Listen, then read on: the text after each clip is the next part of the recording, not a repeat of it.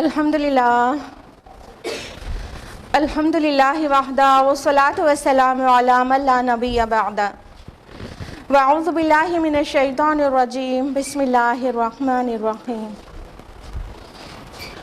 یا ایہا الناس قد جاءتکم موعظۃ من ربکم وشفاء لما فی الصدور وہدی ورحمۃ للمؤمنین۔ بسم اللہ الرحمن الرحیم۔ رب اشرح لی صدری ویسر لی امری واحلل عقدۃ من لسانی یفقہوا قولی۔ میرے عزیزی سامعات، آپ سبھی کا درس قرآن مجید میں تہہ دل سے خیر مقدم ہے۔ السلام علیکم ورحمۃ اللہ وبرکاتہ۔ کیسے آپ سبھی لوگ؟ الحمدللہ۔ اللہ تعالیٰ کرے آپ اچھی رہیں، بہت صحت مند رہیں، بہت خوشحال رہیں، اور اللہ تعالیٰ آپ کو دنیا اور آخرت دونوں کی کامیابی اور سربلندی سے مکمل ہونے سے پہلے آمین آمین ہو جاتا ہے۔ ماشاءاللہ سب اتنا مطلب اویٹڈ رہتا ہے آپ کے لیے دعائیہ سیشن کہ بس پہلے آمین ہو جاتا ہے۔ چلیے کمپلیٹ کیے بغیر آمین ثم آمین۔ اللہ تعالیٰ دلوں کے سارے انٹینشنز کو بھی جانتا ہے۔ تو اپنا بہت خیال رکھیے کیونکہ رمضان آنے والا ہے، اور آپ کو بہت اسٹرانگ انف رہنا ہے کہ روزے میں کوئی خلل نہ پڑنے پائے انشاءاللہ۔ تو بہت اچھی چیزیں کھائیے اور خوش رہیے تاکہ آپ ایک دم ہیلدی رہیں رمضان کے لیے، ٹھیک ہے؟ اب ہم لوگ درس قرآن کی طرف بڑھتے ہیں، اور رمضان کے لیے ہم لوگ ٹائم چینج کریں گے، وہ ہم لوگ بعد میں ڈسکس کر لیں گے، ٹھیک؟ کون سی سورہ چل رہی ہے درس قرآن میں؟ سورہ طٰہٰ۔ یہ بھی سوال سے پہلے جواب آ گیا، ماشاءاللہ بارک اللہ۔ کس آیت تک لاسٹ ویک ہوا تھا؟ 58 تک، بالکل صحیح۔ تو آج ہم لوگ کہاں سے آگے کرنا چاہیے؟ 59 آنورڈس کرنا چاہیے، لیکن ہم لوگ باقاعدہ اسٹارٹ کرنے سے پہلے کیا کرتے ہیں؟ ریویژن۔ ایک دم اچھی طرح سے طوطے کی طرح رٹ کے آئے آپ لوگ، بارک اللہ۔ تو اب یہ بھی بتا ہی دیجیے کہ کس آیت سے لے کر 58 تک کرائے؟ 51 سے، ایگزیکٹلی، بالکل صحیح سے جواب دیتے ہیں آپ لوگ، ماشاءاللہ۔ دیکھیں اسی لیے ٹیچر نا کویشچن کر کے پڑھاتے رہتے ہیں تاکہ بچے اٹینٹیو رہیں۔ اگر ہم آپ سے کویشچن کرتے ہیں تو آپ کو دیکھیں کتنی چیزیں رٹ گئی ہیں ماشاءاللہ، اور اگر خالی ہم سنا کے چلے جائیں تو آپ اتنے اٹینٹیو شاید نہ رہیں۔ چلیے ہم لوگ ریویژن لیں گے آج وہ 51 سے لے کے 58 تک کا، جو کہ لاسٹ ویک ہم لوگوں نے تفصیل سے جانا تھا۔ تو ابھی شارٹ میں اور ترجمے کے فارم میں۔ اعوذ باللہ من الشیطان الرجیم، بسم اللہ الرحمن الرحیم۔ آیت نمبر 51 کا ترجمہ ہے، فرعون نے کہا تو پھر پہلی نسلوں کا کیا حال ہوگا، یعنی اس نے فتنہ انگیزی شروع کر دی۔ آیت نمبر 52 میں ہے کہ موسیٰ علیہ السلام نے کہا کہ ان کا علم میرے رب کے پاس ہے ایک کتاب کے اندر، میرا رب نہ تو بھٹکتا ہے اور نہ ہی بھولتا ہے۔ لاسٹ ویک ہم نے تفصیل سے بتایا تھا نا اس کا کیا مطلب ہے، یاد آ گیا سب کو؟ گڈ۔ آیت نمبر 53، وہی جس نے زمین کو تمہارے لیے بچھونا بنایا اور اس میں تمہارے چلنے کے لیے راستے بنائے اور آسمان سے پانی نازل کیا، پھر ہم نے اس پانی سے نکالے طرح طرح کے نباتات۔ تو موسیٰ علیہ السلام نے کیا کیا؟ وہ جو سوال کیا گیا تھا قرون اولیٰ کے لوگوں کا کیا ہوا، اس کا جواب دینے کے بعد رب کون ہے جو اس سے پہلے سوال کیا گیا تھا اس کا جواب کنٹینیو کر دیا، اور اللہ تعالیٰ کے کچھ احسانات یاد دلائے اور واضح کیا کہ یہ جو فرعون رب بنا بیٹھا ہے ایکچولی یہ ان صفات کا حامل نہیں ہے، اس نے یہ کچھ نہیں کیا ہے۔ تو رب ایکچولی وہ ہے جس نے ہمارے لیے زمین بنایا، زمین میں راستے بنائے، آسمان سے پانی برسایا اور اس سے تمام نباتات اگائی۔ آیت نمبر 54 کا ٹرانسلیشن ہے، کھاؤ تم خود بھی اور چراؤ اپنے مویشیوں کو بھی، یقیناً اس میں نشانیاں ہیں عقل مندوں کے لیے۔ تو اللہ تعالیٰ احسان یاد دلا رہے ہیں کہ جو کچھ ہم نے تمہارے لیے نازل کیا ہے وہ کھاؤ اور اپنے مویشیوں کو بھی کھلاؤ۔ اور کبھی آپ نے یہ سوچا ہے کہ ہم لوگ تو کاجو بادام کھاتے ہیں اور وہ گیہوں کھاتے ہیں، چاول کھاتے ہیں، اور جانوروں کو اس کا جو بھوسا ہوتا ہے وہ کھلاتے ہیں، سوچا ہے؟ کبھی آپ نے یہ سوچا کہ اگر ہم لوگ جو کھاتے ہیں وہی اپنے کیٹلز کو بھی کھلانا پڑ جاتا تو کتنی مصیبت آ جاتی تو خرچہ ایک دم ڈبل نہیں بہت زیادہ گنا پڑ جاتا ہے. اتنے بڑے بڑے ہرڈلز ہوتے ہیں نا کیٹل کے کسی کسی کے پاس, تو وہ اتنے ہارڈ ہوتے ہیں, تو اتنا بڑا بڑا مطلب غلہ جانوروں کا, ان کو کاجو بادام کھلاتے تو ہو جاتا. تو اللہ تعالیٰ نے کتنا بڑھیا سا نظام بنایا ہے کہ ہمارے ہیلتھ اور نیوٹریشن کے لیے کیا چیزیں ضروری ہیں, اور جو ہمارا ویسٹ ہے یعنی وہ جو بھوسا ہوتا ہے اور وہ جو بالکل چوکر ہوتا ہے, جو چیز ہم نہیں کھاتے تو اس سے ان کو نرش کرتا ہے. سبحان اللہ. تو ایسے دونوں کا کام چل جاتا ہے, وہ بھی پلتے رہتے ہیں, ہم بھی پلتے رہتے ہیں. سبحان اللہ. اور خرچ بھی زیادہ نہیں آتا ہے. آیت نمبر دیکھیے آیت نمبر 54 میں اللہ تعالیٰ نے یہ بولا نا کہ اس میں عقل مندوں کے لیے نشانیاں ہیں. تو دیکھیے اللہ تعالیٰ طرح طرح کی نشانیاں ہمارا رنگ بکھیر کے چھوڑا ہے, غور وہی کرتے جو عقل مند ہیں. آیت نمبر 55 کا ترجمہ ہے, اسی زمین سے ہم نے تم کو پیدا کیا ہے اور اسی میں تمہیں لوٹائیں گے اور اسی میں ہم تمہیں ایک مرتبہ اسی سے پھر نکالیں گے. ہم نے آپ کو اس کی کیا امپورٹنس بتائی تھی حدیث کی روشنی میں؟ اس والی آیت کی کچھ امپورٹنس بتائی تھی حدیث کی روشنی میں؟ زمین ہے. اور ہم نے کیا بتایا تھا, رسول اللہ صلی اللہ علیہ وسلم نے کب ریسائٹ کی ہے آیت کو 3 پارٹ میں کر کے؟ ہاں تو ہم نے بتایا تھا نا کہ قبر میں جب مٹی ڈالتے ہیں تو یہ ڈیسائیڈ کرتا ہے. بھول گئے آپ لوگ؟ اٹینٹیو رہیے, پھر سے سوال ہو سکتا ہے. آیت نمبر 56 کا ٹرانسلیشن ہے, اور ہم نے اس کو دکھا دی اپنی ساری نشانیاں, پھر بھی اس نے جھٹلایا اور انکار کیا. کس نے؟ فرعون نے. آیت نمبر 57 کا ترجمہ, اس نے کہا اے موسیٰ کیا تم ہمارے پاس اس لیے آئے ہو کہ اپنے اس جادو کے بل پر ہمیں ہماری سرزمین سے نکال باہر کر دو؟ اب اس نے کیا کیا, پیترا بدلا. جب دیکھا کہ سب مطلب بہت زیادہ کلیئر ہو گیا ہے اور توحید والا جو دین ہے وہ اس کی اہمیت بڑھ رہی ہے اور معجزہ سے کا جواب ہی نہیں رہ گیا فرعون کے پاس, تو اس نے کیا کہنا شروع کر دیا کہ تم اس لیے آئے ہو کہ ہم کو ہماری سرزمین سے نکال کر باہر پھینک دو.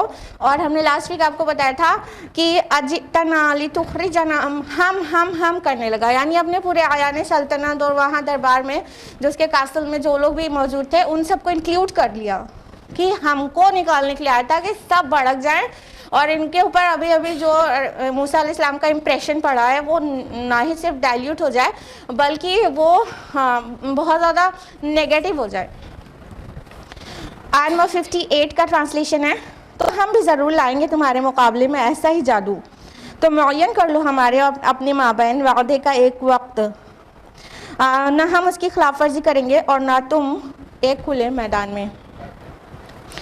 تو فرعون نے آگے کیا کہا کہ اچھا تم یہ جو کچھ تھا وہ جادو تھا, مطلب لوگوں کو یہ دکھا دیا کہ یہ کچھ نہیں تھا, یہ جادو تھا, اور یہ جادو بھی اس لیے تھا کہ ہم اور آپ یہاں ہماری ہی سرزمین سے نکال دیے جائیں, تو ہم بھی ایسا جادو لے کر آئیں گے اور مقابلہ کرائیں گے اور سپاٹ زمین پہ بہت بڑے میدان میں کرائیں گے.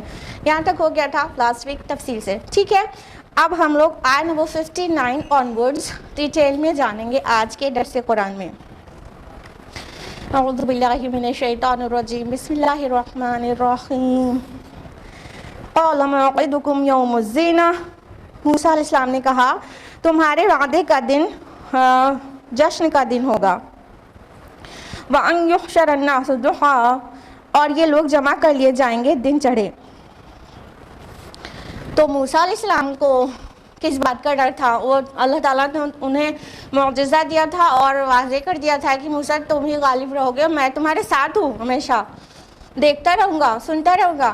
تو موسیٰ علیہ السلام کا تو مطلب اس نے جس وجہ سے بازی پلٹنی چاہی تھی فرعون نے, موسیٰ علیہ السلام کے تو وہ فیور میں چلی گئی. انہوں نے تو فوراً لپک کر کہا کہ ہاں وہ دن جس دن مقابلہ تم چاہ رہے ہو بالکل ہوگا, اور کوئی ایسا ویسا دن کیوں, یوم الزینہ بہت قریب ہے.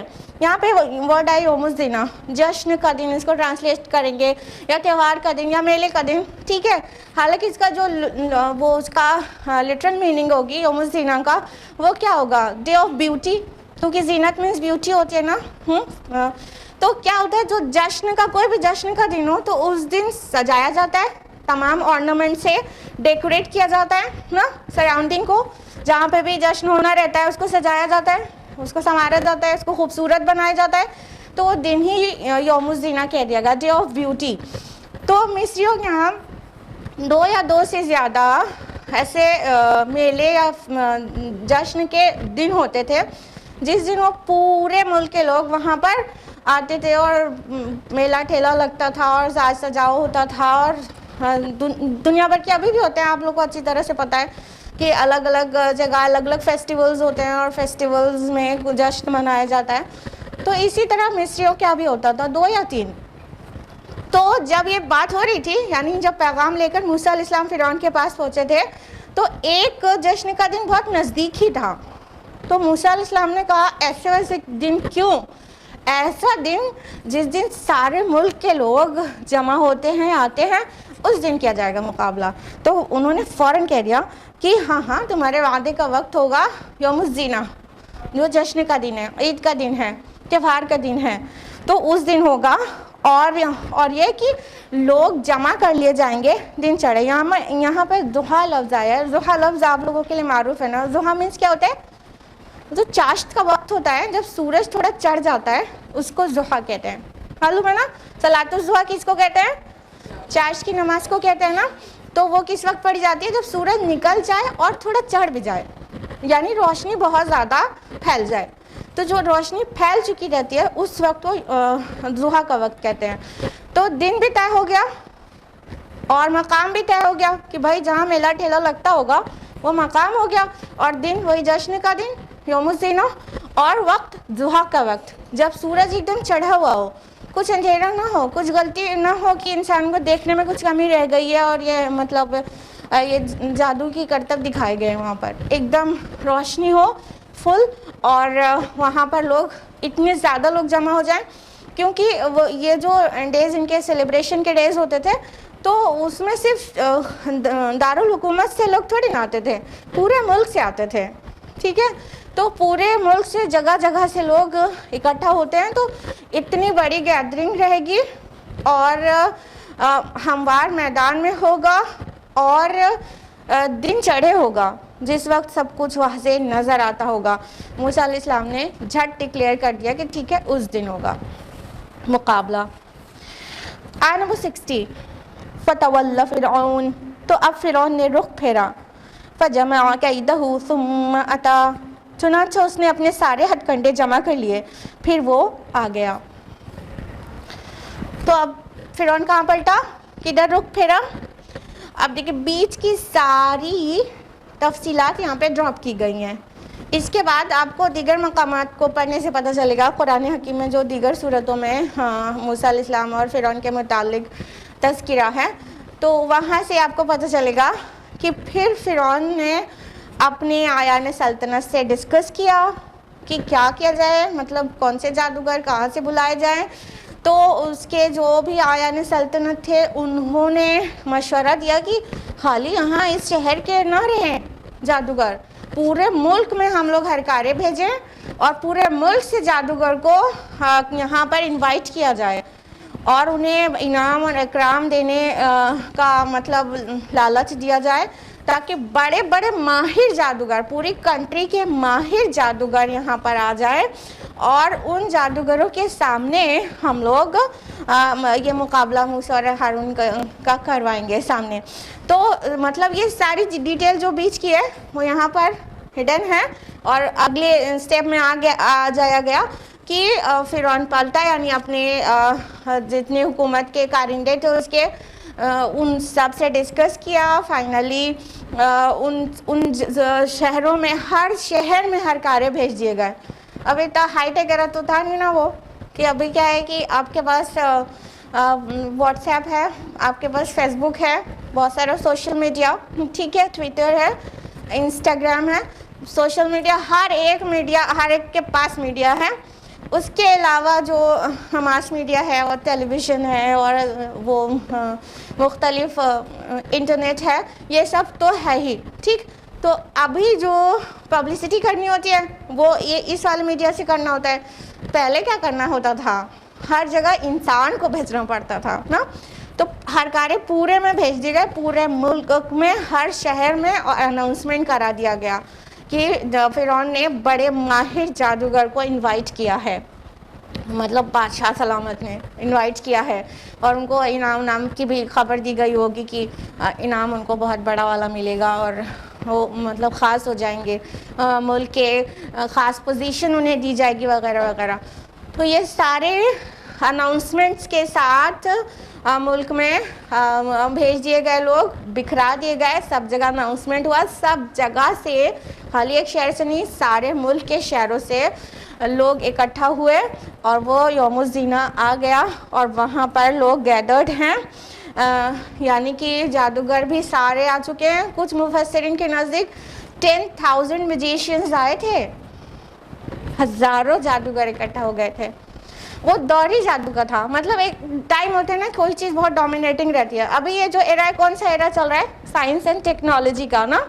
اس سے پہلے عیسیٰ علیہ السلام جب آئے تو وہ میڈیسن کا ایرا چل رہا تھا, ٹھیک ہے, ان کو اس سے ریلیونٹ معجزہ دیا گیا, کوڑی کو اور اندھے کو, لیبرز اور بلائنڈ کو شفا دے دینا, تو اور مردوں کو زندہ کر دینا, اس سے ریلیٹ کرتا ہوا معجزہ دیا گیا. موسیٰ علیہ السلام کا جو دور تھا اس وقت جادو کا بہت چرچا تھا, جادوگر بہت مطلب وہاں پر اپنا کرتب دکھایا کرتے تھے, اور لوگ جادو سے بہت زیادہ مطلب انسپائر ہوتے تھے, اور بہت لوگ جادو کر رہے ہوتے تھے.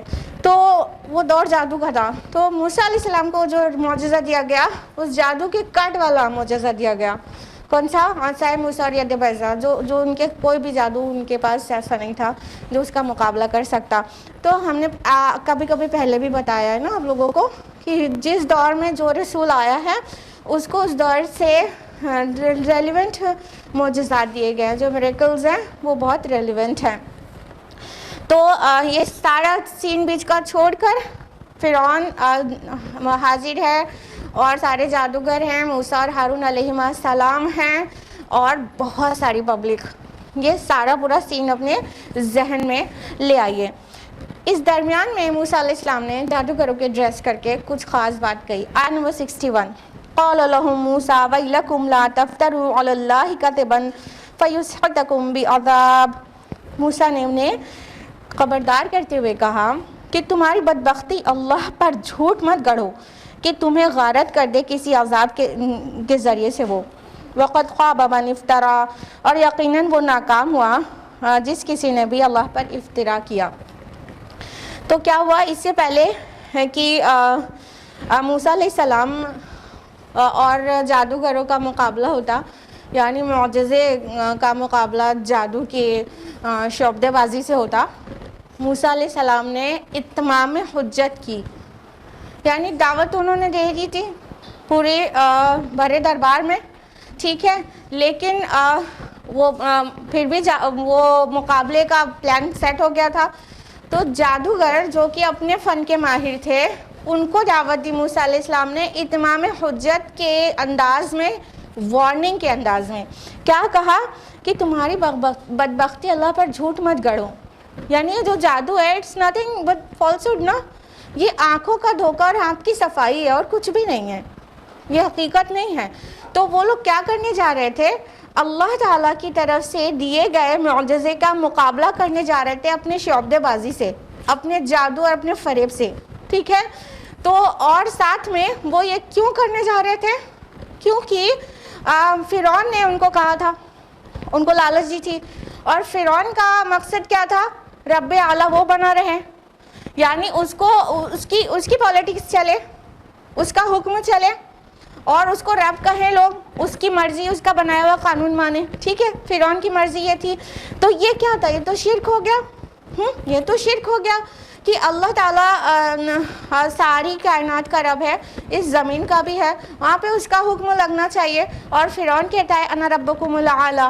تو یہ تو شرک ہے کہ اگر فرعون کو ہی رب اعلیٰ مان لیا جائے, اس کا قانون ہی تسلیم کر لیا جائے, اور اپنا سر تسلیم خم کر دیا جائے, تو یہ تو شرک ہے. اور اللہ کے دیے ہوئے معجزے کا مقابلہ, رسول کا مقابلہ جادوگر کرے, تو بہت بڑی حماقت ہے.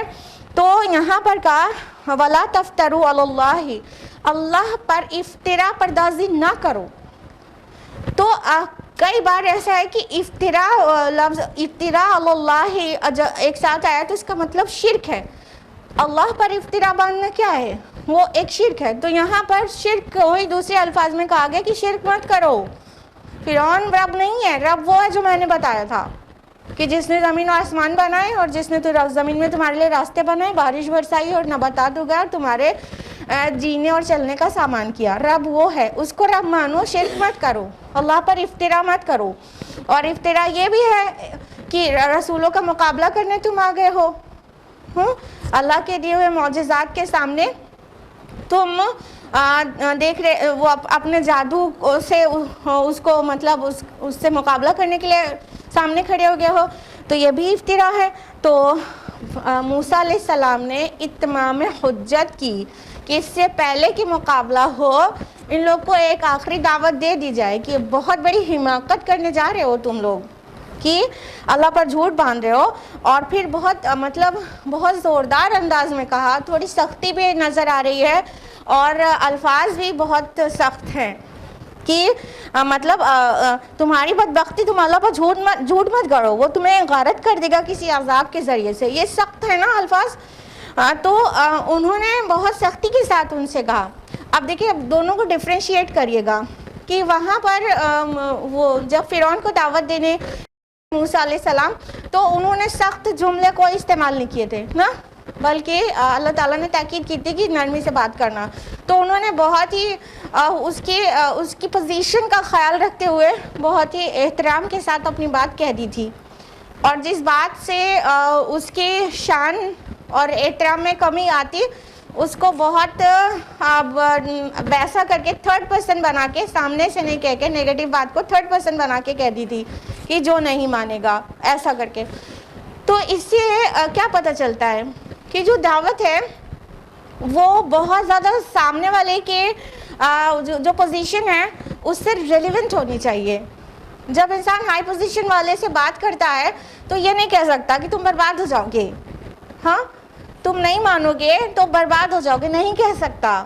یہ اس کو حکمت کہتے ہیں کہ سامنے آپ کا جو ایڈریسی ہے وہ کون ہے. تو ایڈریسر کو ہمیشہ یہ خیال رکھنا چاہیے کہ کس سے ایڈریس کر رہا ہے.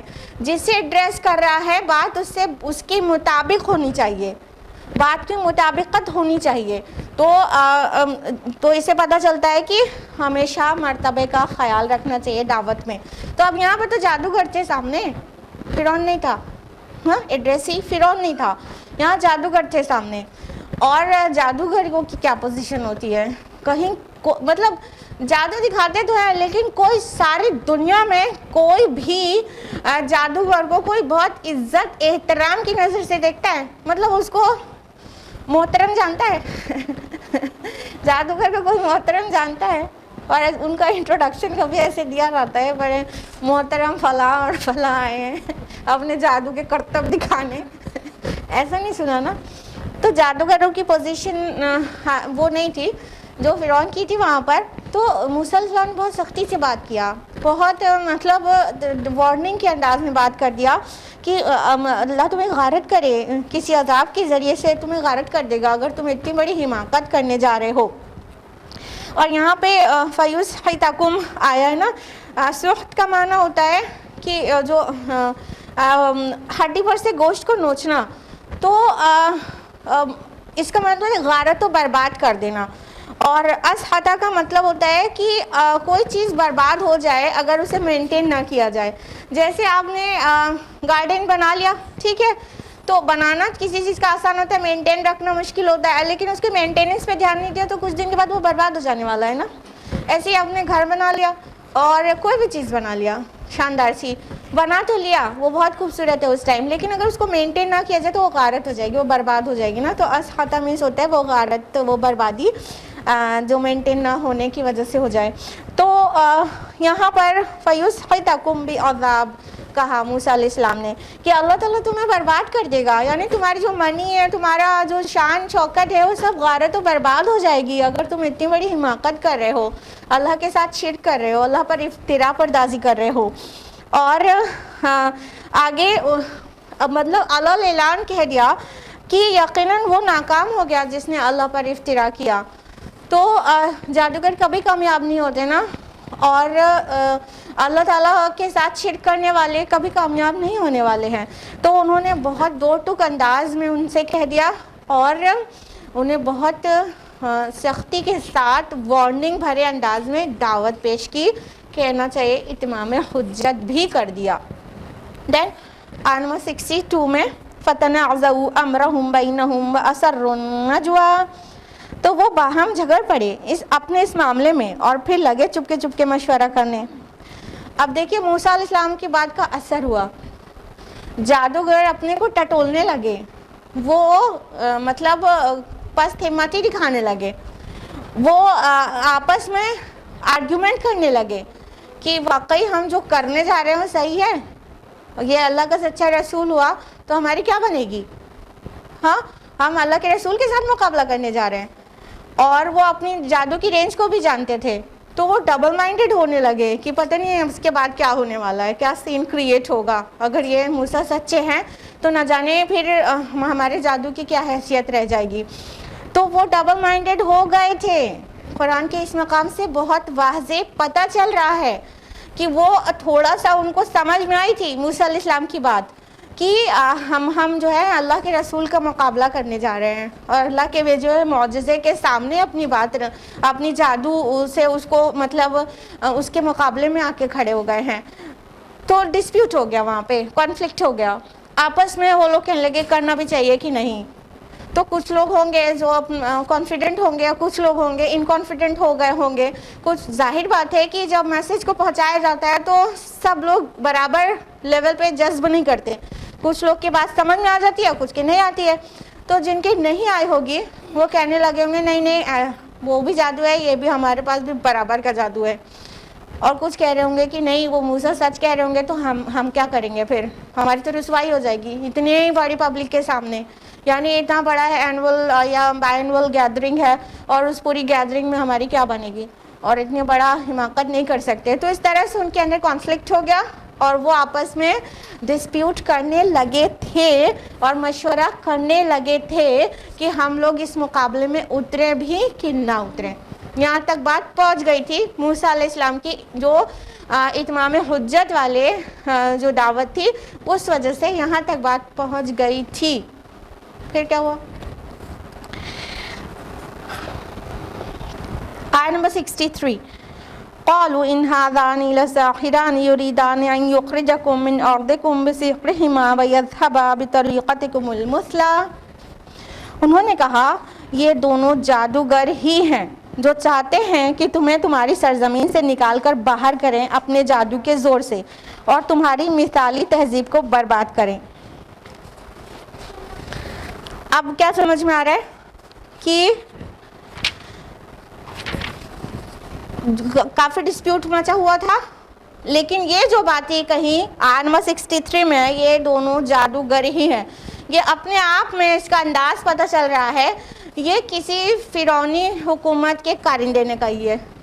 ٹھیک ہے، جب دیکھا فرعونیوں نے یہ بات ممکن ہے فرعون کے سامنے نہ ہو رہی ہو، وہ تو اندر اندر کی بات تھی کہیں کی. تو جب فرعون کے جو آیان سلطنت تھے ان لوگوں نے جو اس کے منسٹرز تھے اس سے نیچے کے لوگ تھے ان کے گھر وہ بھی وہاں پہ موجود رہے ہوں گے، اور جب یا نہیں رہے ہوں گے تو انہیں بلایا گیا ہوگا کہ ہم لوگ کو ڈر لگ رہا ہے اپنا جادو دکھانے سے، ہاں جو بھی. تو جب آیان سلطنت جو فرعون کے ہیں انہوں نے دیکھا کہ ارے ان کے قدم اکھڑ رہے ہیں تو ان کے لیے تو بڑی عزت اور شان پہ بن گئی ہوگی کہ اگر یہ مقابلہ نہیں ہوا تو بادشاہ سلامت کی عزت کا کیا ہوگا، تو ملیمیٹ ہو جائے گی پوری. تو ان لوگوں نے ان کے قدم جمائے، انہیں حوصلہ دلایا کہ نہیں تم گھبراؤ نہیں، یہ دونوں کچھ بھی نہیں ہے، دونوں پکا ہی جادوگر ہیں، ڈرو نہیں کہ یہ اللہ کے نبی ہیں، یہ جادوگر ہیں. اور اب ان کو بھڑکایا، مطلب ایک بار بھڑکانے کا کام پورے دربار میں ہو چکا تھا، اب یہاں جادوگروں کو بھی بھڑکایا. وہ دربار میں تو جادوگر تھے نہیں نا، وہ تو بعد میں کال کیے گئے ہیں. ان کو بھڑکایا کہ کچھ نہیں، یہ لوگ آئے ہی اسی لیے ہیں کہ اپنے جادو کی زور سے ڈومینیٹ ہو جائیں اور ہم کو ہمارے ملک سے نکال دیں اور ہماری جو مثالی تہذیب ہے اس کو برباد کر دیں، اس کو خراب کر دیں. یہاں دیکھیے بطریقتکم المثلی آیا ہے. مثلی جو ورڈ ہے وہ امثل کا مؤنث ہے. امثل کا مطلب ہوتا ہے کوئی مثالی چیز، ٹھیک ہے، تو جس کو مطلب ایگزامپل کے طور پر پیش کیا جا سکے، ٹھیک. تو یہ اپنی تہذیب کو مثالی کہہ رہے تھے کہ ہماری اتنی مثالی تہذیب ہے، ان کے مقاصد جو ہیں وہ یہ ہیں کہ یہ چاہتے ہیں ہماری جو مثالی تہذیب ہے اور جو ایگزمپلری ہماری سویلائزیشن اور ہمارا کلچر ہے، جو ہمارے مونیومنٹس ہیں اور جو ہمارا کاسل ہے اور جو ہماری شان ہے، جو ہمارا انداز ہے، وہ سب کو برباد کرنا چاہتے ہیں. یہ سچ مچ میں جادوگر ہیں اور یہ بربادی کے لیے یہاں آئے ہیں، اپنے کو ڈومینیٹ کرنا چاہتے ہیں. تو ان کو جادوگروں کو یہ کہہ کے ان کا قدم جمایا گیا کہ تم لوگ گھبراؤ نہیں، بی کانفیڈنٹ، اور تم ہی غالب رہو گے. یہ کچھ بھی نہیں ہے، یہ کیا ہے کہ ہمارا جو مصر کے پیرامڈ پوری دنیا میں مشہور ہیں، اور ہمارے جو ہمارے بادشاہ کی جو زینت ہے اور جو ہمارا محل کی جو شانداری ہے وہ پورے ملک میں مشہور ہے، اور ہمارا جو طرز زندگی ہے ہم پورے ورلڈ میں پاپولر ہیں. کیا عربوں کے پاس ہے یہ تہذیب؟ یہ ان کے پاس میرے پیرامڈز ہیں؟ نہیں ہیں. کیا ان کے پاس ہے؟ تو یہ کہہ کے ایک اندھا جوش دلا کر ان کے قدم جمائے گئے. جو جادوگر جو ڈسپیوٹ کر بیٹھے تھے کہ پتہ نہیں ہمارا مطلب ہم یہ جو کرنے جا رہے ہیں وہ کرنے والی چیز ہے بھی کہ نہیں، تو ان کو پھر سے کانفیڈنس میں لیا گیا اور کہا تمہاری مطلب ان لوگ سمجھ گئے تھے، فرعونی سمجھ گئے تھے ان کی ہوا اکھڑ جائے گی تو پھر کیا کمپٹیشن رہ جائے گا. اگر کرکٹ کی ٹیم کھیلنے سے پہلے ڈر جائے کہ وہ آسٹریلیا سے کھیلنے جا رہی ہے، انڈین ٹیم پہلے ڈر جائے تو پھر وہ کھیل پائے گی؟ وہ 11 بال میں آل آؤٹ ہو جائیں گے، ٹھیک ہے، 10 کے 10 آؤٹ، فرصت ہو جائے گی نا. تو یہ کانفیڈنس اتنا بڑا رول پلے کرتا ہے نا. جس طرح انسان کی سائیکالوجی کی ورک کرتی ہے اندر سے، اس کا جو ورک ہوتا ہے، اس کا جو ایکشن ہوتا ہے اور اس کا جو بھی ایکٹیویٹیز ہوتی ہے وہ پوری طرح سے افیکٹ ہوتی ہے جس طرح سے وہ سوچتا ہے. تو جب اتنا زیادہ گھبرا گئے تھے تو ان کو پھر سے ان کو کانفیڈنس میں لایا گیا. ہم آپ کو یہ ضرور بتانا چاہتے ہیں کہ یہ جو اندھا جوش دلایا جا رہا ہے، یہ باطل پرست نہ صرف موسیٰ علیہ السلام کے دور میں انہوں نے کیا تھا، بلکہ یہ ہر دور میں ہوتا ہے، آج بھی ہو رہا ہے اور بہت عظیم سطح پر یہ کام ہو رہا ہے.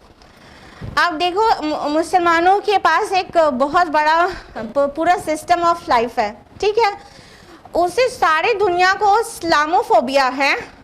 کہیں نہ کہیں وہ ڈر ان کو اسی بات کا ہے کہ اسلام آئے گا تو ان کا یہ برہنگی والا پورا نظام پورا چلا جائے گا اور یہ سود پر مبنی نظام چلا جائے گا. تو بہتوں کے اندر اسلاموفوبیا ہے. اسلاموفوبیا کی وجہ سے وہ کہتے کیا ہیں کہ اگر مسلم فنڈامنٹلزم آ گیا، اسلامک فنڈامنٹلزم آ گیا تو ہمارا جو آرٹ اور کلچر ہے یہ سب برباد ہو جائے گا. لوگوں کو اور خصوصاً خواتین کو یہی کہہ کے بھڑکایا جاتا ہے نا کہ مطلب ہم تم کو اونچائی پہ لے جانا چاہتے ہیں. آرٹ اور کلچر کے نام پر ان کو برہنہ کر دیا جاتا ہے اور اس سے billions and trillions of dollars کا ان کا ریونیو ہوتا ہے، ٹھیک. تو ان کی جو پوری برہنگی اور بے حیائی والی تہذیب ہے وہ اسلام برداشت نہیں کرتا ہے، اور پورا انٹرسٹ بیس اکانومی کو اسلام برداشت نہیں کرتا ہے. تو ان کو ہے تو اسلاموفوبیا، لیکن نام لیتے ہیں فنڈامنٹلزم کا اور نیگیٹو سینس میں کہ یہ مسلمز ایکسٹریمسٹ ہوتے ہیں، یہ فنڈامنٹلسٹ ہوتے ہیں. تو اگر یہ ملوں کی اگر مان لی گئی تو ہماری پوری مثالی تہذیب بگڑ جائے گی. یہی تو کہتے ہیں نا، آج بھی عورتوں کو بیوقوف بنایا جاتا ہے یہی کہہ کہ آج بھی نا کہ یہ حجاب کیا ہوتا ہے. ہم تمہارا نام کرنا چاہتے ہیں، ہم تمہیں پوزیشن دلانا چاہتے ہیں، تمہیں ماڈل بنانا چاہتے ہیں، تمہیں آئٹم بنانا چاہتے ہیں. اور یہ مسلمانوں سے افیکٹ مت ہو. اور جو مسلم گرلز بھی اس چکر میں پڑ جاتی ہیں ان کو بھی لگتا ہے یہ حجاب اور نقاب ہماری کامیابی میں رکاوٹ ہے. اور باقی ساری ہی چیز لے لیجئے، اسلام کو فالو کرنا ہے، مسلم فنڈامنٹلزم کو فالو کرنا ہے.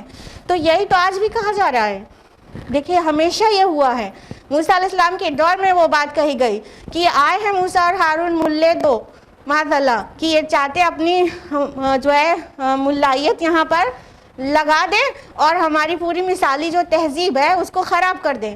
یہی بات ہر دور میں کہی گئی ہے. یعنی ایک فریب ہے, ایک دجل ہے, ایک بہت بڑا دھوکہ ہے, بہت بڑی جعلسازی ہے کہ مقصد کچھ اور رہتا ہے, دکھایا یہ جاتا ہے. اندر سے ڈرا ہوا ہے حق غالب نہ ہو جائے, اندر سے ڈر ہے یہی کہ اسلام حق ہے, ادھر یہی ڈر تھا موسیٰ حق ہے, یہ غالب نہ ہو جائیں.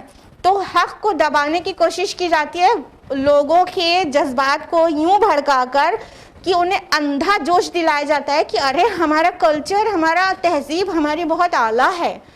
تو اس تہذیب کو یہ لوگ نقصان پہنچانا چاہتے ہیں, یہ بگاڑ دینا چاہتے ہیں. تو آخرکار وہ جو جادوگر تھے وہ تیار ہو گئے کہ ٹھیک ہے مقابلے میں ہم اتریں گے. یعنی ان کو جو بہکایا گیا تو بہکائے میں آ گئے. اس کے بعد کیا ہوتا ہے سب کو پتہ ہی ہے, لیکن اس وقت تو وہ بہکائے میں آ گئے تھے.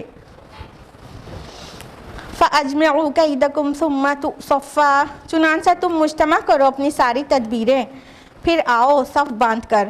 وَقَدْ أَفْلَحَ الْيَوْمَ مَنِ اسْتَعْلَىٰ, اور آج کامیاب وہی رہے گا جو غالب آئے گا.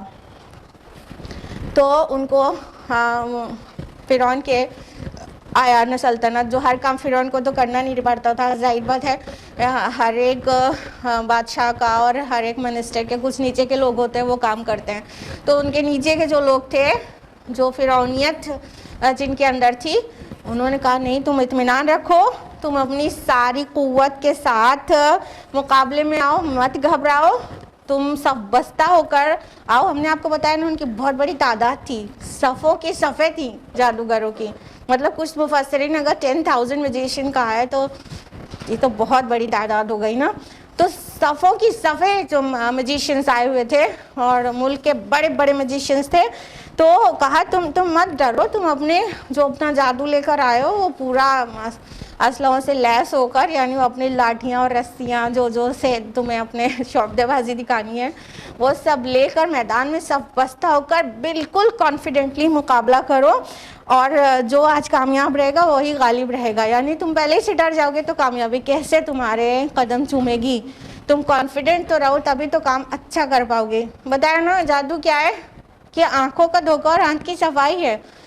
سامنے والا مسحور ہو جاتا ہے, اس کو ایسا لگتا ہے ایسا ہو رہا ہے, ایکچولی ایسا نہیں ہوتا. اسے ایسا لگتا ہے, وہ اتنی صفائی سے کام کیا جاتا ہے کہ سامنے والے کو لگتا ہے کہ ایسا ہوا ہے بٹ ویسا ہوا نہیں رہتا.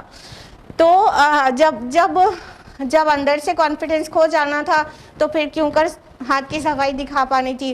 تو کہا نہیں تم اطمینان کے ساتھ کرو, اور آج جو غالب رہے گا, آج جو کامیاب رہے گا وہی غالب ہوگا.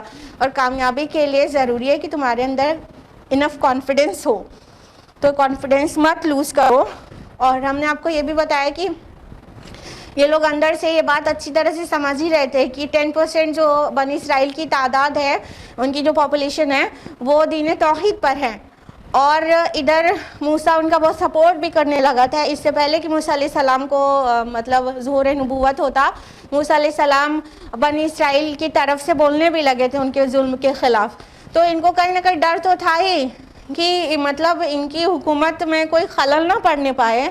تو مطلب ان لوگوں کا جو دین ہے, جو دین توحید کی بات کرتے ہیں, یہ کسی طرح غالب نہ ہونے پائے. تو آج جینے اور مرنے کا دن ہے, جو آج بازی لے گیا پھر وہی غالب رہے گا, اور جو آج بازی ہار جائے گا تو پھر بڑی مشکل ہو جائے گی. تو دل دماغ میں تو ان کے تھا کہیں نہ کہیں یہ ڈر بنا ہوا تھا. اور فرعون کو کسی نے بتا بھی دیا تھا کہ مطلب کچھ ایسا ہونے والا ہے, اسرائیلی میں سے کوئی پیدا ہوگا جو ان کا تختہ پلٹ کرے گا. تو وہ بھی اس کے فرعون کے دماغ میں تھی, ایک خوف اس کے اندر تھا. باقی جو ظاہر میں تھا وہ یہی کہ اب تو اسرائیلیوں کو سپورٹ مل گیا ہے موسیٰ کا, اور موسیٰ اتنا بڑا معجزہ لے کر آ گئے ہیں. تو کہیں نہ کہیں اندر سے ڈرے ہوئے تھے, اسی بات کا وہ کانفیڈنس دلا رہے تھے کہ تم لوگ مت ڈرو, تم لوگ تو مین کل پرزے ہو فرعون کے, تم ہی ڈر جاؤ گے تو پورا کھیل ہی بگڑ جائے گا. تو انہیں حوصلہ دلا کر پھر سے ان کو آمادہ کیا گیا کہ نہیں, آج ہم لوگ کو غالب ہونا ہے, اپنی تہذیب کو بچانا ہے, اپنے کلچر کو بچانا ہے, اپنی کاسل کو بچانا ہے, اپنے عروج کو بچانا ہے. تو آج بہت کانفیڈنس کے ساتھ لڑنا ہوگا, مقابلہ کرنا ہوگا, یعنی جادو کا.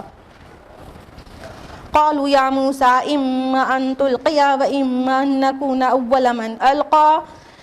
جادوگروں نے کہا اے موسیٰ یا تو تم پہلے ڈالو یا پھر ہم ہی ڈالنے والے بنتے ہیں. آپ نے گیمز میں دیکھا ہے, خصوصاً کرکٹ میں دیکھا ہے کہ کون سی ٹیم پہلے بیٹنگ کرے گی, کون بولنگ کرے گا, یہ ڈیسائیڈ کون کرتا ہے؟ کون کرتا ہے؟ نہیں دیکھتے آپ لوگ کرکٹ؟ بہت اچھا کرتے ہیں. ٹاس نا, بھولے ہوئے ہیں کیا؟ ٹاس کرتے ہیں نا. تو جس طرح آج بھی گیمز میں ٹاس کیا جاتا ہے کہ کون پہلے بیٹنگ کرے گا کون بولنگ, تو اسی طرح کسی بھی گیم اور جادو میں یہ ایک ایٹیکیٹ ہوتا تھا کہ ٹھیک ہے کون پہلے دکھائے گا, تم دکھاؤ گے یا ہم دکھائیں, ٹھیک ہے. تو اسی طرح کا یہ انداز تھا کہ پہلے بازی کون کھیلے گا. جادوگروں نے موسیٰ علیہ السلام سے کہا کہ یا تو تم ڈالو موسیٰ یا ہم ڈالنے والے بنتے ہیں. حالانکہ جادوگر کے دماغ میں یہ رہتا ہے کہ پہلے وہی دکھائے تاکہ اس کے جادو سے سب مسحور ہو کر اور افیکٹ ہو کر اپنا حوصلہ کھو دیں سامنے والا, ٹھیک ہے. تو جادو کا مقابلہ ہو چاہے کوئی بہت پہلوان کا یا کوئی بہت بڑے مطلب کانفیڈنٹ ٹیم کا, تو وہ اپنا پہلے دکھانا چاہے گی. تو ایکچولی یہ چاہ رہے ہوں گے کہ ہم ہی پہلے دکھائیں, لیکن انہوں نے بس ایک ایٹیکیٹ ہے, جو ایک فارمیلٹی ہے, جو ایک جادو کے اپنی بازی کھیلنے میں کہا ہی جاتا ہے کہ تم پہلے کرو گے کہ پہلے ہم. تو انہوں نے اس انداز میں موسیٰ علیہ السلام سے کہا کہ تم پہلے ڈالنے والے ہو کہ یا ہم ڈالیں. قال بل القوا, موسیٰ علیہ السلام نے کہا بلکہ تم ہی ڈالو. فَإِذَا حِبَالُهُمْ وَعِصِيُّهُمْ يُخَيَّلُ إِلَيْهِ مِنْ سِحْرِهِمْ أَنَّهَا تَسْعَىٰ. تو دفعتاً ان کی رسیاں اور لاٹھیاں ان کے جادو کے اثر سے اس کو ایسی نظر آنے لگیں گویا وہ دوڑ رہی ہیں. تو موسیٰ علیہ السلام تو بالکل کانفیڈنٹ تھے, ان کو پتا تھا وہ معجزہ لے کر آئے اور یہ جادو لے کر آئے ہیں. تو انہوں نے کہا کہ نہیں تم ہی ڈالو, یعنی وہ سننا چاہ رہے تھے ہم ڈالے پہلے تاکہ ہمارا جادو, اور وہ بھی اتنی تعداد میں تھے. موسیٰ علیہ السلام صرف ہارون علیہ السلام کے ساتھ تھے, معجزہ ایک ہی کو دکھانا تھا, ٹھیک ہے. اور ادھر ہزاروں جادوگر, سینکڑوں جادوگر, جتنے بھی ہوں اللہ تعالیٰ بہتر جانے. تو اتنے سارے جادوگر, تو ان لوگوں نے جب پوچھا تو موسیٰ علیہ السلام تو بے کھٹک ہو کر کہہ دیا نہیں تم ہی ڈالو, تم ڈالو پہلے. تو ان لوگوں نے جیسا کہ انہیں اناؤنسمنٹ کرایا گیا ہوگا, ان کو یہی کہہ کے بلایا گیا ہوگا کہ موسیٰ اپنی لاٹھی ڈالتے ہیں تو سانپ بن جاتی ہے, تو اسی ٹائپ کا, اسی کی ٹکر کا جو ہے تمہیں جادو دکھانا ہے.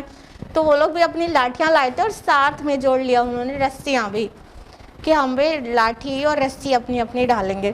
تو انہوں نے جب اپنی رسیاں اور لاٹھیاں ڈالی تو کیا ہوا کہ وہ بھی ایسی محسوس ہوئی کہ دوڑ رہی ہے. ذرا غور کریے گا کہ ہم ترجمہ سنا رہے ہیں, عربی تو پڑھ چکے آپ کے سامنے, ترجمہ سنیے کہ وہ دفعتاً ان کی رسیاں اور لاٹھیاں ان کے جادو کے اثر سے اس کو ایسی نظر آنے لگی گویا وہ دوڑ رہی ہیں.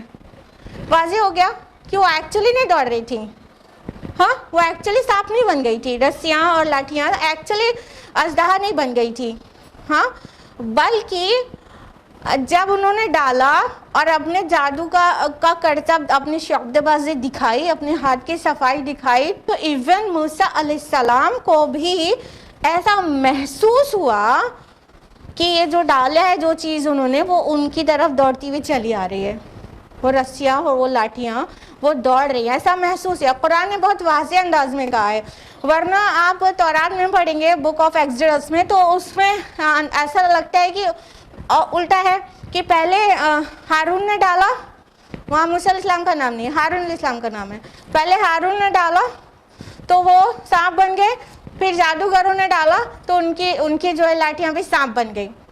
تو اس سے وہاں پہ یہ کنفیوژن ہو سکتا ہے کسی کو کہ وہ بن گئی تھی, لیکن قرآن نے اس کو واضح کیا کہ ایکچولی یہ نہیں ہوا تھا کہ وہ بدل ہی گئی ہو سانپ میں. موسیٰ علیہ السلام کو بھی انکلوڈنگ آل جو بھی وہاں پر دیکھنے والے لوگ تھے, تماشا دیکھنے کے لیے جن کو گیدر کیا گیا تھا, وہ جو جشن کا دن تھا, ان سب کو اور انکلوڈنگ موسیٰ علیہ السلام کہ ان کو ایسا لگا کہ ایسی یہ بھی دوڑ رہی ہیں, یہ بھی مطلب چلنے لگ گئی ہیں, یعنی کہ یہ بھی سانپ بن گئی ہیں. اسے کیا پتہ چل رہا ہے؟ کچھ نکتے ظاہر ہو رہے ہیں. ایک تو یہ کہ حق کو اپنا ایکسپوجر دینے سے پہلے اگر باطل کو برداشت کرنا پڑے تو یہ جائز ہے. بات سمجھ میں آئی؟ کئی بار ایسا ہوگا, یہ حق اور باطل کی جنگ تھی, اب ان کو جادو دکھانا پڑا تو دکھانے کے لیے بولا نا موسیٰ علیہ السلام نے, ہاں دکھاؤ بھائی, تم پہلے ڈالو. تو اسی طرح جب حق اور باطل کی کوئی جنگ ہوگی, مان لو میوزک کے ساتھ کسی کا مطلب جنگ ہے, ڈیبیٹ ہے کسی کا, کسی داعی کا, ٹھیک ہے, اپوزٹ میں میوزک ہے, اپوزٹ میں جو غلط کام ہے, تو ان کو بھی اپنا شو کرنے کا موقع ملے گا نا. تو یہ پوائنٹ ہم آپ کو کلیئر کر رہے ہیں کہ حق اور باطل کی کشمکش میں باطل کو بھی اپنا کچھ نہ کچھ ایکسپوجر مل جائے گا, تو اس میں کوئی حرج کی بات نہیں ہے, وہ بالکل جائز ہے. اور انفیکٹ جب حق کو ثابت کیا جائے گا تو باطل کو بھی کچھ نہ کچھ ایکسپوجر ملنا ہی چاہیے تاکہ حق بالکل واضح ہو جائے. ہاں, تو یہ قطعی قباحت والی بات نہیں ہے ایٹ دا ٹائم آف کون سے ٹائم پہ؟ جب حق اور باطل کی کشمکش ہو, تو اس ٹائم پر جیسے میوزک پلے کرنا پڑ گیا یا کچھ غلط سامنے والے کو اپنا ایکسپوجر دینے کے لیے کہہ دیا گیا, کہنا پڑا, تو بالکل جائز ہے. ٹھیک ہے. اور اس کی بعد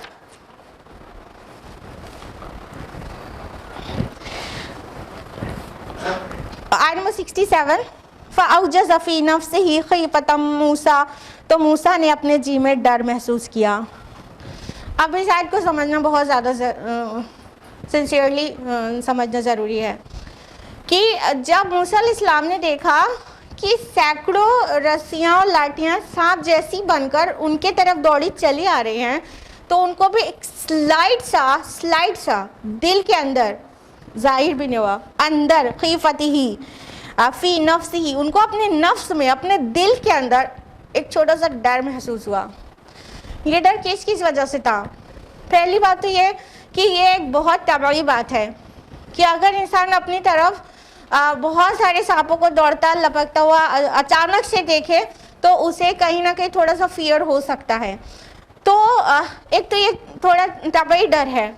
دوسرا, موسیٰ علیہ السلام کو اس بات کا ڈر ہوا کہ جو معجزہ میں لے کر آیا ہوں ان کے سامنے کہ عصا کو سانپ بن جانا ہے, لاٹھی کو سانپ بن جانا ہے, تقریباً اسی نوعیت کا جادو تو انہوں نے بھی دکھا دیا, اور میرے پاس حق ہے, تو پھر اس کا مقابلہ کرنا ایک واقعی کٹھن بات ہو گئی.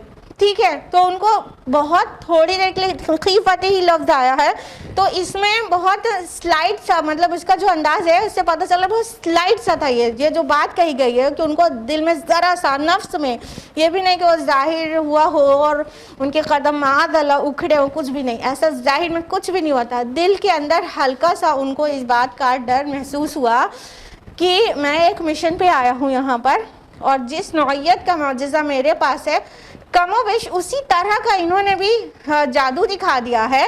تو اب میرا مطلب اس سے کیا ہوگا کہ جو لوگ دیکھنے والے ہوں فتنے میں پڑ جائیں گے, دونوں میں ڈیفرنس نہیں کر سکے تو فتنے میں پڑ جائیں گے. یعنی موسیٰ علیہ السلام کے معجزے کو بھی کہیں جادو نہ سمجھ لیا جائے. تو ان کو ایک ہلکا سا یہ ڈر پیدا ہوا, آیا ہی تھا بس اندر ہی دل کے, اللہ تعالیٰ نے تھام لیا. اور اس میں کچھ اور جو پوائنٹس نکال کر آتے ہیں وہ بھی سمجھیے. وہ یہ کہ ایک تو یہ کہ جادو کے اثر سے موسیٰ علیہ السلام کو بھی وہ دکھائی پڑنے لگے تھے, سانپ دکھائی پڑنے لگے تھے, ان کی لاٹیاں اور رسیاں بھی. اس سے کیا پتہ چل رہا ہے کہ جادو سے نبی بھی متاثر ہو سکتا ہے, لیکن اس کی عقل میں فطور نہیں آتا, اس کی ہدایت سے وہ مطلب وہ ڈیویٹ نہیں ہو جاتا, اس کے پاس جو وحی آتی ہے اس میں کوئی ایڈلٹریشن نہیں ہو جاتا, کسی قسم کی ملاوٹ نہیں ہو جاتی, وہ حق اور باطل کو سمجھنے میں کنفیوز نہیں ہو جاتا. یہ ساری باتیں ہیں اور پھر جادو سے ہلکا سا متاثر ہوتا ہے. یہ بات ہم آپ کو کیوں بتا رہے ہیں؟ اس لیے بتا رہے ہیں کیونکہ بہت لوگ ایسے بھی ہیں جو کہتے ہیں کہ مطلب نبی اور رسول پہ جادو کا اثر ہو جائے تو پھر سارا پورا وحی اور پورا ان کے لایا پیغامی سب مبہم ہو جاتا ہے. تو ایسے کیسے مان لے کہ نبی کے اوپر جادو ہو جائے؟ اور تو پھر کیا کہتے ہیں، جو رسول اللہ صلی اللہ علیہ وسلم کی وہ احادیث ہیں جس سے پتہ چلتا ہے کہ جو یہود کے نے جادو کیا تھا تو اس کا بالکل انکار کر دیتے ہیں. جب وہ صحیح حدیث کا انکار کر دیتے ہیں تو ان کے لیے کھلی چھوٹ اور بھی ہو جاتی ہے کہ باقی سب بھی مبہم ہو گیا، تو باقی سب حدیثوں کو بھی شک کرنے لگتے ہیں اور انکار کرنے لگتے ہیں اور منکر حدیث ہو جاتے ہیں. تو اس لیے بات کو ٹھیک سے سمجھنا چاہیے کہ رسول اللہ صلی اللہ علیہ وسلم پر بھی وہ جو یہود کی طرف سے جادو تھا اس کا اثر تھا، لیکن ہم نے آپ کو ملحوظ کرنے کے لیے جو پوائنٹس بتائے وہ ہمیشہ یاد رکھیے گا کہ لیکن نبی کی وحی میں کوئی ملاوٹ نہیں ہوتی، کوئی کنفیوژن نہیں ہوتا، اس کے دماغ پر کوئی فطور نہیں آتا، وہ ہدایت سے ڈیویٹ نہیں ہو جاتا، یہ ساری باتیں رہتی ہیں. یعنی وہ اب بالکل حق پہ رہتا ہے اور وہ اس کے وحی کے آنے میں مطلب جادو کا کوئی اثر بالکل بھی سلائٹ سا بھی ایک بٹ بھی نہیں ہو پاتا. ٹھیک ہے، اتنی ساری چیزیں رہتی ہیں. پھر وہ جادو کے اثر سے، چونکہ وہ کچھ بھی ہے، رسول بھی ایک انسان ہے، بشر ہے، تو بشر کے اوپر جو بشری چیزیں ہوتی ہیں تو وہ چیزیں رسول کی بھی ہوئی ہیں. تو یہاں پہ موسیٰ علیہ السلام کے اوپر بھی یہ قرآن سے واضح ہو رہا ہے کہ جادو سے متاثر ہوئے تھے. ٹھیک ہے، قدم نہیں اکھڑے تھے ان کے، متاثر ہوئے تو ان کو بھی لگا کہ ایسے کچھ رینگتا ہوا چلا آ رہا ہے ہماری طرف. ٹھیک ہے، اور ادھر رسول اللہ صلی اللہ علیہ وسلم کے ساتھ بھی ایسا ہوا تھا، لیکن آپ کی واقعی متاثر نہیں ہوئی تھی، خالی آپ متاثر ہوئے تھے تھوڑا سا. تو یہ ہے، اس پوائنٹ کو بہت اچھی طرح سمجھنا ضروری ہے تاکہ منکر حدیث کے ان کے بتائے ریزن سے آپ متاثر نہ ہو جائیں. ٹھیک ہے، تو ان حدیث کو غلط کہنا، پھر ساری حدیث کا انکار کر دینا، پھر اہل قرآن بن جانا اور منکر حدیث بن جانا، اس سے بچنا ہوگا. بات کو ٹھیک سے سمجھنا چاہیے. تو موسیٰ علیہ السلام کو ڈیفینیٹلی ہلکا سا نفس میں، دل کے اندر، جی میں ہلکا سا ڈر آیا کہ کہیں لوگ فتنے میں نہ پڑ جائیں. اسی ٹائپ کا تو انہوں نے بھی دکھا دیا جو میں لے کر آئی ہوں. آیت نمبر 68 میں فوراً اللہ تعالیٰ نے تھام لیا. قُلْنَا لَا تَخَفْ إِنَّكَ أَنْتَ الْأَعْلَىٰ، ہم نے فرمایا ڈرو نہیں، یقیناً تم ہی غالب رہو گے. اللہ تعالیٰ نے فوراً دل میں موسیٰ علیہ السلام کے ڈالا. فوراً اللہ تعالیٰ نے موسیٰ علیہ السلام کو بولا. اللہ تعالیٰ تو موسیٰ علیہ السلام سے کلام ہی کرتے تھے. ڈونٹ بی افریڈ، ارے بالکل نہیں ڈرو، تم غالب رہو گے موسیٰ، تم حق پر ہو، تم غالب رہو گے، ڈرو نہیں. بس وہ جو ہلکا سا دماغ میں ایک خیال رینگ کر گیا تو فوراً ختم ہو گیا کہ نہیں، میں اللہ تعالیٰ کی طرف سے حق پر ہوں اور اللہ تعالیٰ دیکھ رہا ہے اور میرے ساتھ ساتھ ہے. وَأَلْقِ مَا فِي يَمِينِكَ تَلْقَفْ مَا صَنَعُوا إِنَّمَا صَنَعُوا كَيْدُ سَاحِرٍ، اب تم ذرا پھینکو اس عصا کو جو تمہارے دائیں ہاتھ میں ہے، یہ نگل جائے گا اس سب کو جو کچھ انہوں نے بنایا. جو کچھ انہوں نے بنایا ہے وہ تو بس ایک فریب ہے جادو کا. وَلَا يُفْلِحُ السَّاحِرُ حَيْثُ أَتَىٰ، اور جادوگر کبھی کامیاب نہیں ہوا کرتا چاہے کہیں سے بھی آئے. تو اللہ تعالیٰ نے فوراً اپنے رسول کو سپورٹ دیا. کیا کہا کہ نہیں، اب تم اپنے جو دائیں ہاتھ میں ہے نا اے موسیٰ، اس کو تم پھینکو، اپنا عصا. اور یہ ان سب کا فریب جو انہوں نے گڑھا ہے، یہ جو شعبدے بازی انہوں نے کی ہے ابھی، ان سب کے فریب کو نگل جائے گا. تمہارا یہ جو معجزہ ہوگا ان سب کو نگل جائے گا، کیونکہ جادوگر کہیں بھی ہو وہ کامیاب نہیں ہوتا. دیکھیے یہاں پہ تلقف ما صنعوا آیا ہے کہ نگل جائے گا جو کچھ ہتھ کنڈے انہوں نے ابھی بنائے ہیں، ابھی جو کچھ انہوں نے اپنی بازی کھیلی ہے، جو کچھ انہوں نے مینوفیکچر کیا ہے، جو کچھ بنایا ہے، وہ سب کو نگل جائے گا. تو یہاں پر جو تلقف ورڈ آیا ہے وہ قف سے ہے. اس کا مطلب ہوتا ہے امیڈیٹ اسکلفل اٹیک.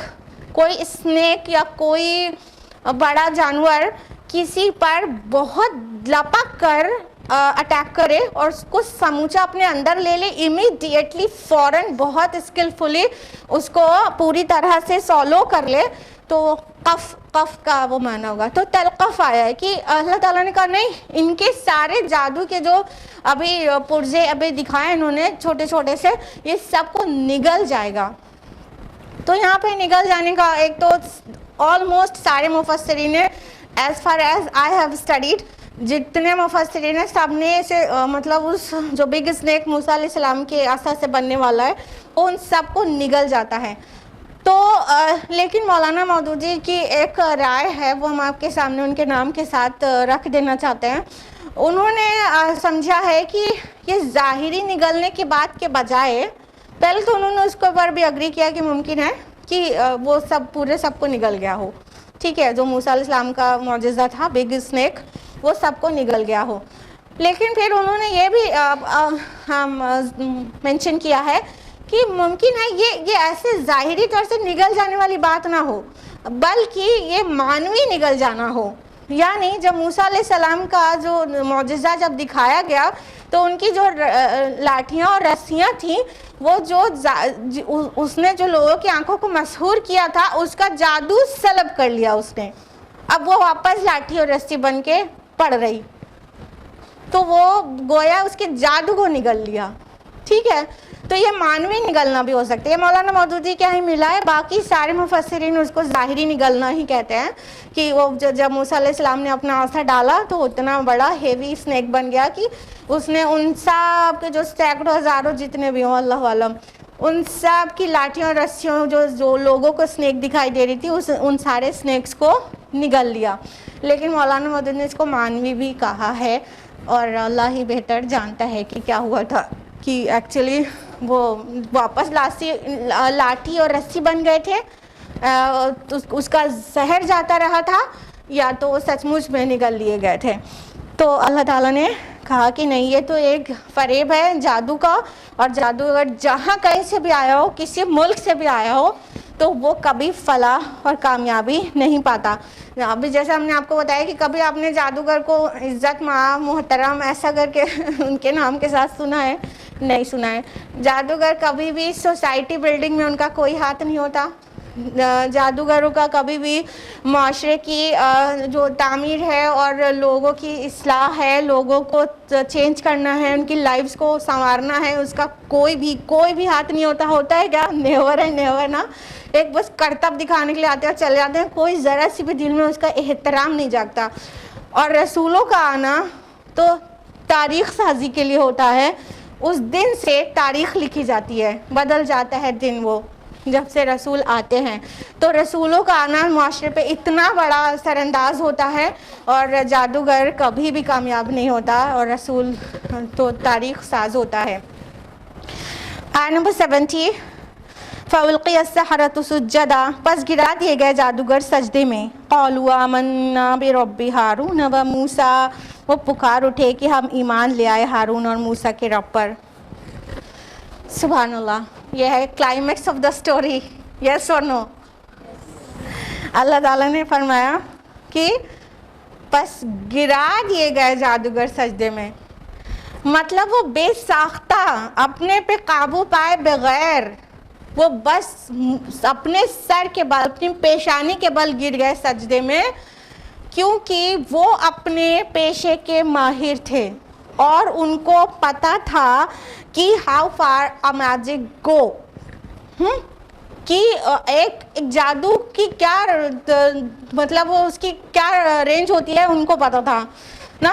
ایک مان لیجئے ایک بوٹانسٹ ہے تو he knows how far botany can go, ٹھیک ہے, اس کو اس کی دوری اس کی رینج پتا ہے, ٹھیک ہے.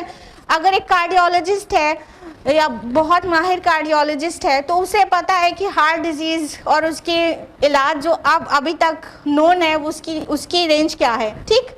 تو جو جس فیلڈ کا جس فن کا ماہر ہوتا ہے اسے بہت اچھی طرح سے اس کی رینج پتا ہوتی ہے.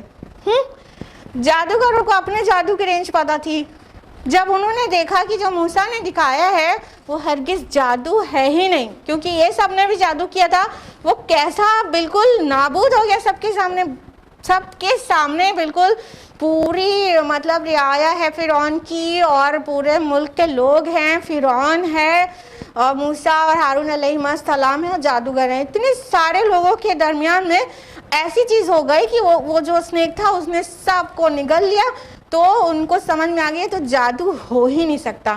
عام انسان کو تھوڑا سا مطلب سمجھنے میں دقت ہو سکتی ہے، کیونکہ جادو کی رینج وہ نہیں جانتے، جادوگر تو جانتے ہیں نا، تو انہوں سمجھ گئے تھے تو جادو ہے ہی نہیں، اس کا مطلب موسیٰ حق ہے۔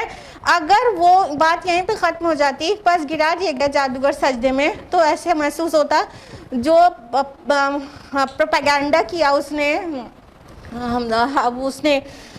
فرعون نے کہ یہ کچھ نہیں، تم سب کا بڑا ہے نا، یہ جو جادوگر تم سب کا بڑا ہے، تمہارا لیڈر ہے سارے جادوگروں کا، تو یہ بات اس سے اتنے سے ثابت ہو جاتی کہ اگر یہ کہہ دیا گیا جادوگر سجدے میں گر گئے، تو یہ ہو جاتا ہے کہ سارے چھوٹے چھوٹے جادوگر اپنے بڑے ماہر جادوگر کے سامنے گھٹنے ٹیک دیے انہوں نے، اور اس کو بڑا اپنا جادوگر تسلیم کر لیا۔ لیکن بات یہاں پہ ختم نہیں ہوئی ہے نا، بات تو یہ ہوئی ہے انہوں نے کہہ دیا علل اعلان، قالوا، ان سب نے کہا آمنا برب ہارون و موسیٰ، سبحان اللہ، کہ ہم ایمان لے آئے ہارون اور موسیٰ کے رب پر۔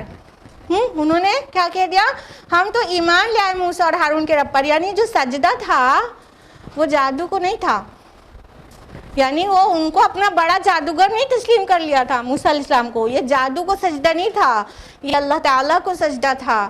وہ سمجھ گئے تھے کہ جو موسیٰ لے کر آئے ہیں وہ بیونڈ آر میجک ہے، یہ بہت اوپر ہے اس جادو سے جو ہم لے کر آئے ہیں، تو یہ معجزہ ہے نہ کہ جادو ہے۔